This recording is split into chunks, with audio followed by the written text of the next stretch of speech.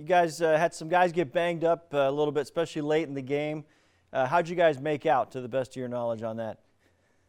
So far, so good. I think Jamel Dean will be in the protocol, and hopefully we can get him out by the end of the week.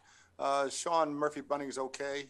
Will Golston got a little patellar tendon issue, but got our fingers crossed that he'll be okay also. So overall, I don't think we're going to lose anybody for next week, but we got to still wait and see Wednesday.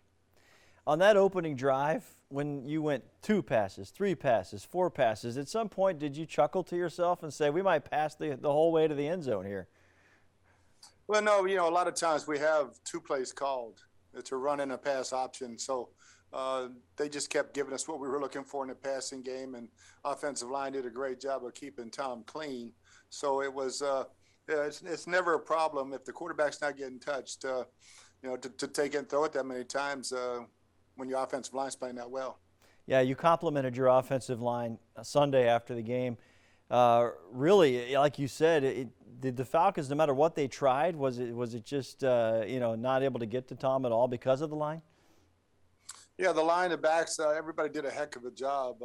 When they did blitz, we picked it up and got the ball out of our hands pretty quick. And it wasn't perfect, but it was really, really solid. Chris Godwin had a historic day for this franchise. Did you realize that he was getting close to a record? He said he had no idea what he had accomplished until it was all over. Not really. I knew he caught a bunch of balls, and I didn't have any idea the record was until afterwards. And really happy for him because he earned it. He did a lot of dirty work over the middle of the field. Mike Evans had a couple of, we call them the Mike Evans catches along the sideline there, especially when he goes up for a ball over the shoulder. When he's doing that and when Tom connects with him, how dangerous is the entire pass game? Oh, it's huge. I mean, when we get Mike one-on-one or anything outside like that, I was more impressed with that shoestring catch he had over the middle in the red zone down there. That was a big third down conversion for us. And for Mike to get down and get that off his shoe tops was amazing. But he's just a great, great player. And Rob Gronkowski. And I want to put Cam Brate in there as well because they both had really good catches over the top in the end zone. How tough is that catch to make? And they make it look easy, and they land on the ground so hard, they hold on to that football. Yeah, really good throws by Tom. Put it in position where only they could get it, and they went up and got it. The one to Gronk out on the fade, that's really not a fair fight, and with his size. And but Cam was one of those. He went up and then just took it over, ate it off the top of their head. So it was a heck of a play by Cam. And one last question about the offense, because I know that the interception just before the half, it was kind of a bizarre sequence and an imperfect storm, I guess, for you guys. You come out in the third quarter and you make a stop to recover from that, and then the game becomes not lopsided, but in your control after that. But how critical at the time was that mistake, and did you guys discuss it at all in the locker room? Yeah, we always do it, and just got too greedy.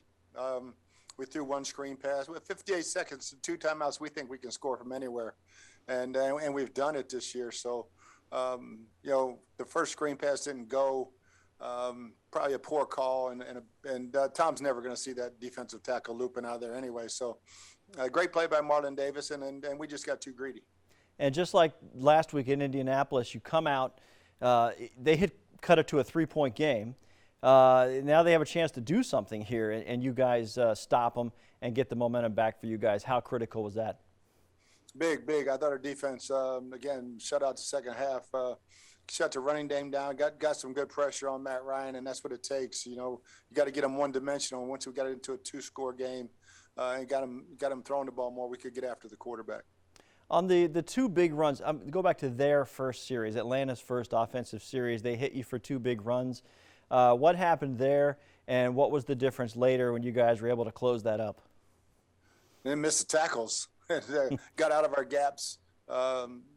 Didn't really fit the run, either one. Both were edge runs, and got pushed out of our gaps and missed tackles. So we got that shirt up in the second half.